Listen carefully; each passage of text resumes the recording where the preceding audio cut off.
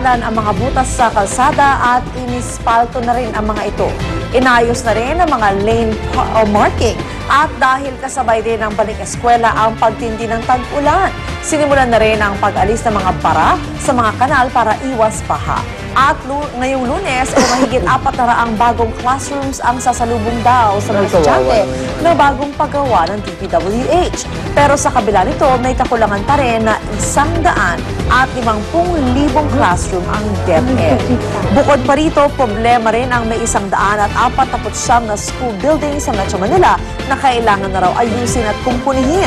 At may 9 na gusali rin kailangan pag-aralan kung ligtas pa rin gamitin o dapat nang buwagin at palitan ng bago.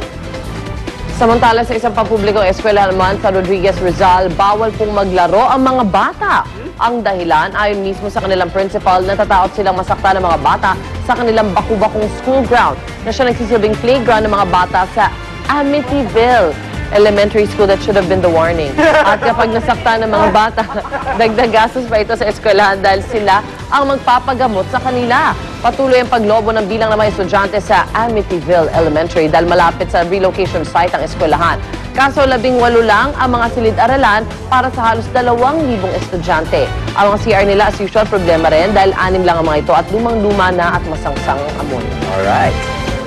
Kawawa naman. Amityville, what a name. Para naman sa ating last minute balik eskwela shopping at meron tayong book swapping pa. Tara at pumunta tayo sa Recto sa Maynila. Nandun ngayon si Ms. Susan Enriquez. Good morning, Ms. Sue. Who are you with? Good morning, Sue. Good morning. At good morning, mga kumars. Diyan ako, ha? Mamaya, yung mga bag natin. Dahil pasok ka na, kailangan po natin ng libro. Siyempre, pag pumapasok na ho mga estudyante, kailangan meron siyang libro. At alam niyo naman dito sa Recto, ito ho yung mga tinatawag na pugad ng book swapping dahil doon sa mga makakabili kayo dito ng mga second-hand books. Ayan. At pwede kayo mag-swap ng mga luma ninyong libro, yung mga hindi na ho ninyo nagamit. Tapos, ipapalit nyo doon sa mga pwede nyo namang gamitin, mga kakailanganin nyo sa eskwela. So, usong-uso ho dito.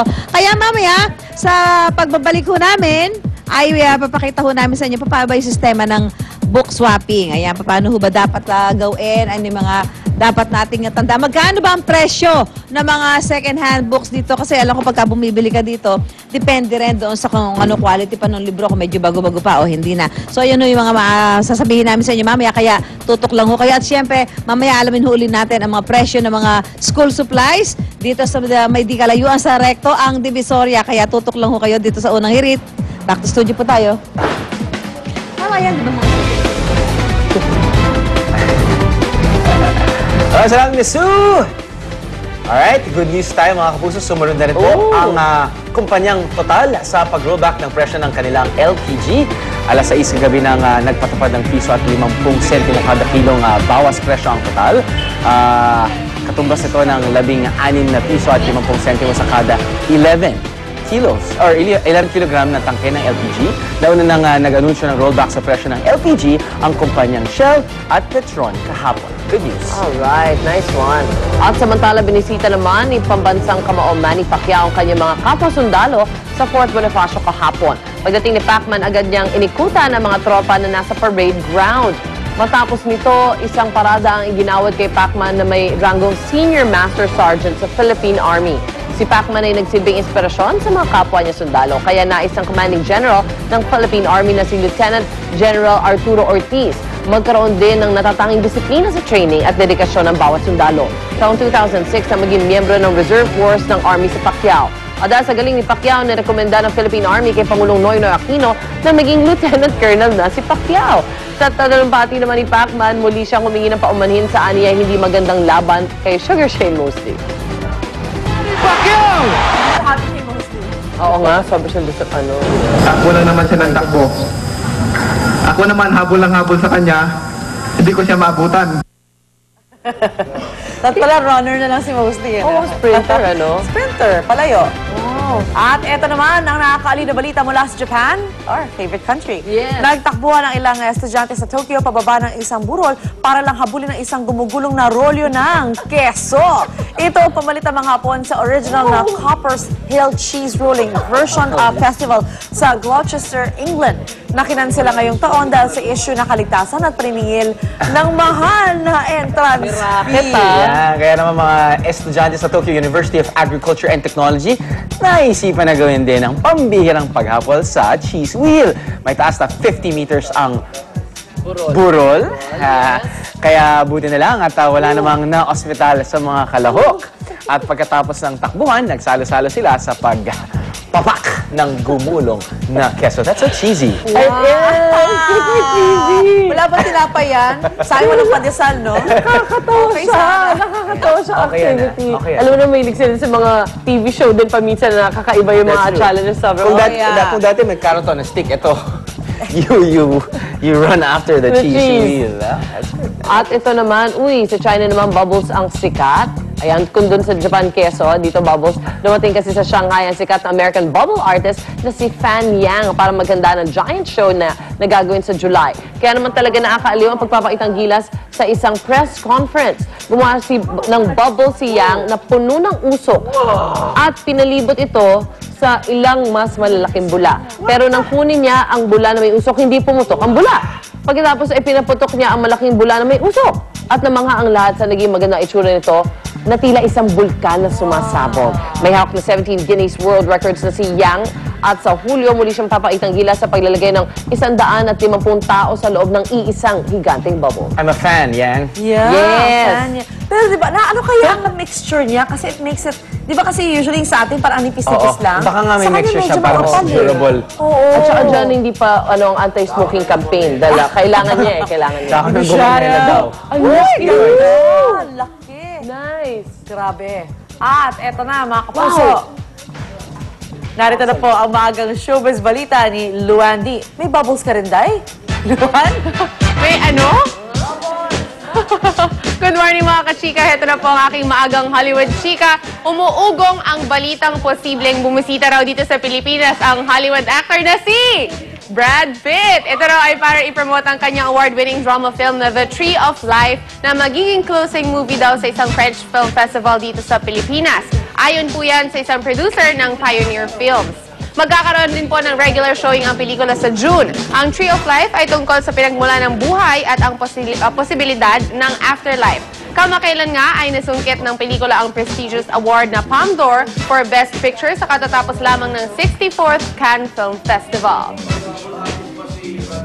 Hindi ko kayo maintindihan.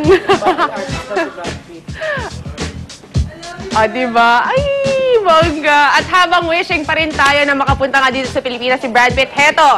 At meron pang isang gwapong Hollywood star na dumating naman sa NAIA kagabi. Walang iba yan kundi si Ed Westwick o mas kilala bilang si Chuck Bass sa hit US TV teen drama na Gossip Girl. Pasado alas 11 ng gabi, lumapag sa NAIA Terminal 1 ang eroplano ng Gossip Girl actor na pumunta sa Pilipinas para mag-endorso ng isang local clothing line.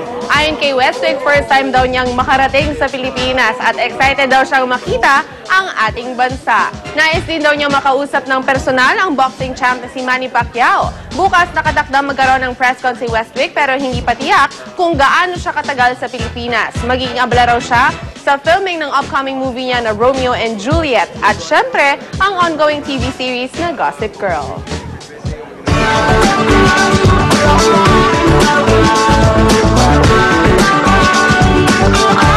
Alright, Mr. Westwick, ito na, lagay ng panahon. Kung naintindihan mo ako, ito na, para alam mo kung okay ang stay mo dito. Nananatili pa rin po sa South China Sea ang isang namumuong sama ng panahon o low pressure area. Namataan ito sa layong 380 kilometro sa kanluran ng Basco, Batanes, our favorite place. Kaya magiging maulap na may kalat-kalat na pag-ulan ang mararanasang panahon sa extreme northern Luzon. Kasama na rin po dyan ang Palawan. Ganito rin ang panahon na mararanasan sa Mindanao dahil naman po sa intertropical convergence zone na nakakaapekto sa lugar. Sisikat po ang araw ngayong 5:26 at lulubog na mamamaya nga 6:22 ng hapon. Check naman natin lagay ng panahon sa iba't ibang dako ng Pilipinas.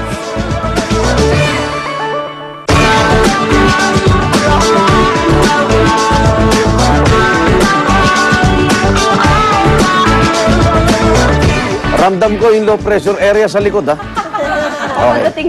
Tambay lang. Special tong araw na to. June 1, number 1 na morning show sa TV. Pasukan na. Pasukan pa. Pasukan. Okay, dito lang sa Unang Hirit.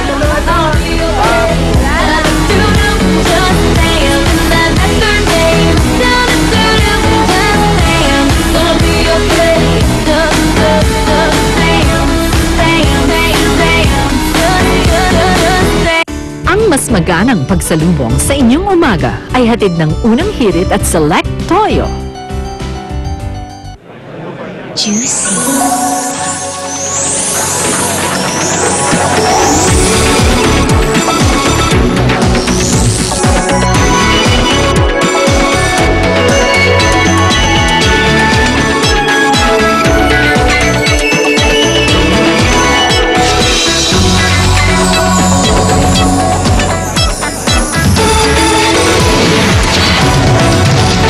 Get totally juicified.